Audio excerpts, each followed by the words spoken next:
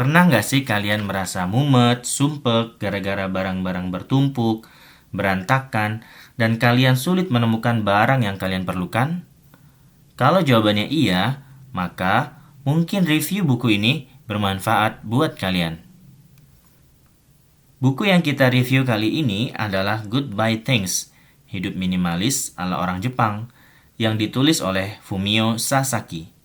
Ada latar belakang tersendiri mengapa Fumio Sasaki menulis buku ini.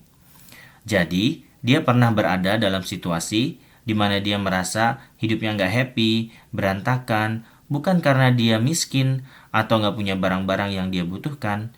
Justru, dia punya banyak barang di apartemennya. Saking banyaknya barang-barang ini, hidupnya jadi nggak efektif. Ada banyak buku bertumpuk-tumpuk di mejanya yang ingin dia baca setiap akhir pekan, tapi nggak pernah kesampaian.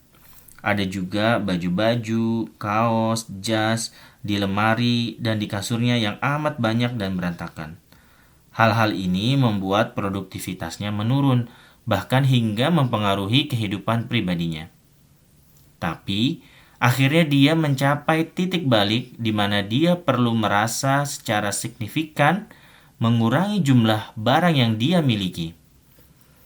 Nah, perjalanannya itulah yang melatar belakangi ditulisnya buku yang sedang kita review ini. Buku ini terdiri dari 5 bab.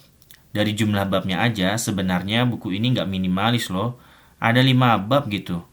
Kalau ada 3 bab aja, mungkin masih bisa kita sebut minimalis lah. Pada bab pertama, dia menceritakan mengapa kita perlu menjadi orang yang hidup dengan prinsip minimalis. Atau apa sih pentingnya minimalisme itu? Jadi menurut Fumio Sasaki, hidup minimalis itu sebenarnya adalah hidup dengan sejumlah barang yang amat minim sehingga kita bisa fokus dengan hal-hal yang paling berharga dalam hidup kita. Nah, pada bab ini ada bagian yang paling menarik, yaitu ada cerita mengenai situasi saat terjadinya gempa besar di Jepang pada tahun 2011. Ada sebuah rumah yang berisi amat banyak barang yang ketika gempa terjadi, barang-barang tersebut menjadi ancaman atas nyawa dari para penghuni yang tinggal di rumah itu. Karena saking besarnya gempa, maka barang-barang itu berjatuh-jatuhan dan membahayakan keselamatan para penghuni yang ada di dalamnya. Hingga akhirnya setelah gempa usai dan tsunami berakhir, justru tidak ada lagi barang yang tertinggal di dalam rumah itu. Nah, hidup minimalis yang dianjurkan Fumio Sasaki ini mengajarkan kita agar kita hidup dengan barang yang cukup untuk kebutuhan yang paling penting aja. Di bab kedua, dia cerita mengenai mengapa sih orang suka mengumpulkan barang-barang. Sebenarnya sih jawaban atas pertanyaan ini amat banyak ya. Ada orang yang ngumpulin barang itu dengan alasan kebutuhan, walaupun sebenarnya itu sekedar keinginan. Dan mereka nggak benar-benar butuh barang-barang itu. Karena mereka kepengen, makanya mereka ngumpulin barang-barang yang begitu banyak. Nah, ada juga orang yang ngumpulin barang itu karena alasan gaya, gengsi, prestis, dan seterusnya. Sebenarnya mereka nggak benar-benar butuh barang-barang itu, tetapi dia membeli barang itu, menggunakannya, atau memperlihatkannya pada orang di sekitarnya untuk menunjukkan status sosialnya atau tingkat kekayaannya pada orang lain. Di bab kedua ini sebenarnya ada yang menarik loh kalau kita cari relevansi dengan ajaran-ajaran Islam.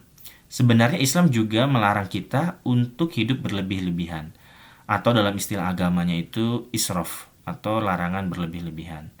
Apa sih contohnya? Contohnya gini, Rasulullah mengajarkan kita kalau makan itu berhenti sebelum kenyang. Atau saat kita makan itu kita mulai dari sisi yang paling dekat dengan diri kita. Sehingga kita tidak berlebih-lebihan. Kalau dengan yang paling dekat itu kita sudah cukup, maka kita berhenti dan tidak berlebih-lebihan dalam mengkonsumsi makanan.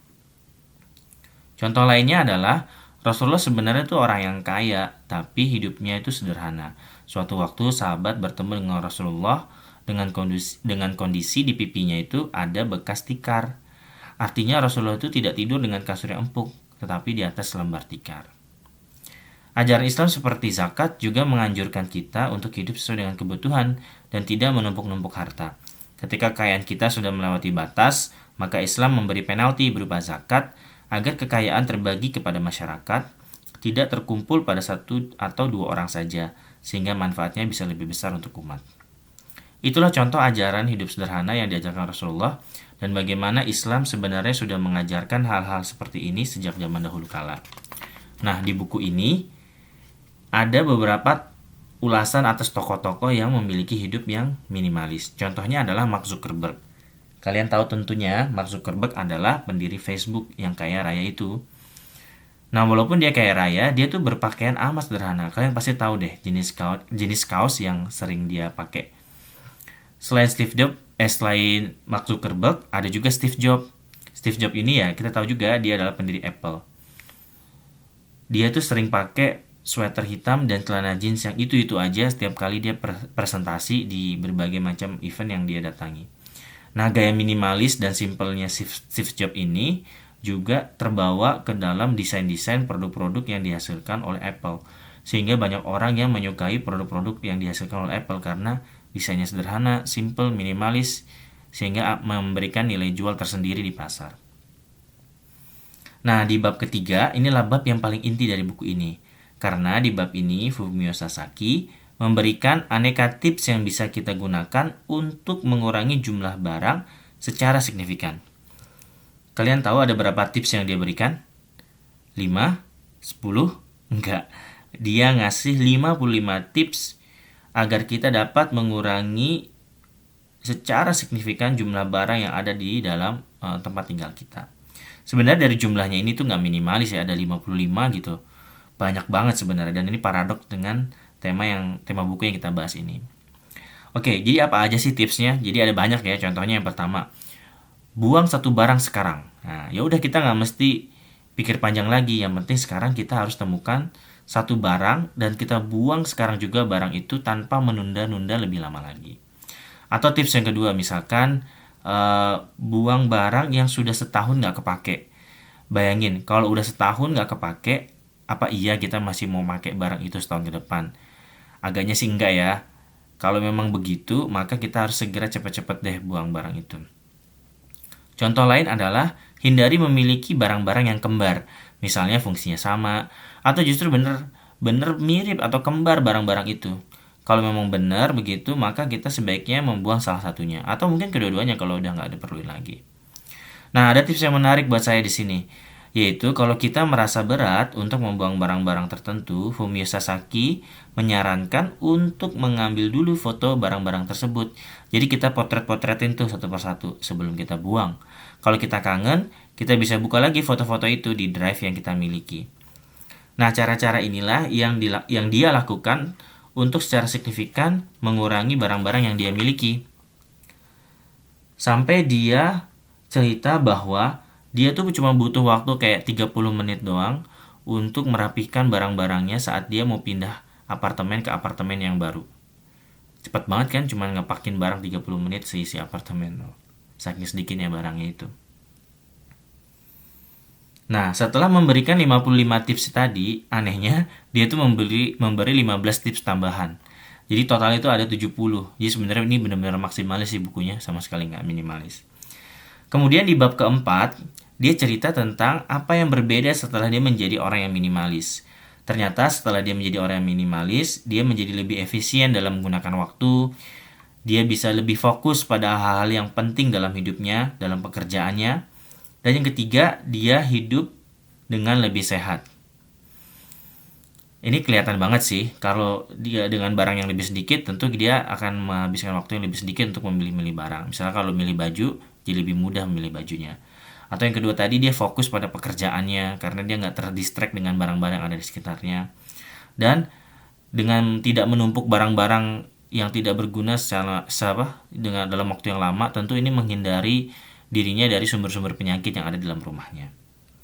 Oke, saya tinggalkan bab kelima untuk kalian cari tahu sendiri ya. Tapi pada intinya, buku ini penting buat kamu yang merasa kesulitan untuk mengurangi jumlah barang yang ada di dalam rumah kalian masing-masing, atau di apartemen atau di kos-kosan masing-masing. Kalian perlu deh beli dan baca buku ini. Buku ini nggak mahal kok. Saya beli buku ini di Shopee, harganya sekitar 150 ribuan gitu. Atau kalian juga bisa beli ini di Google Playbook ya. Kalian bisa download dan langsung baca. Saya ngabisin waktu kira-kira 2 hari untuk baca buku ini selama berangkat atau pulang kerja antara Jakarta dan Bogor di kereta. Sekali lagi, saya merekomendasikan buku ini untuk kalian yang ingin hidup dengan lebih fokus pada hal-hal yang berharga. Meninggalkan waktu kita untuk mengurus barang-barang yang nggak penting, yang harusnya bisa kita gunakan untuk hal-hal yang lebih produktif. Demikian video review kita kali ini. Please support channel Ceritain Bukumu dan nantikan review buku berikutnya. Oke, Randy out.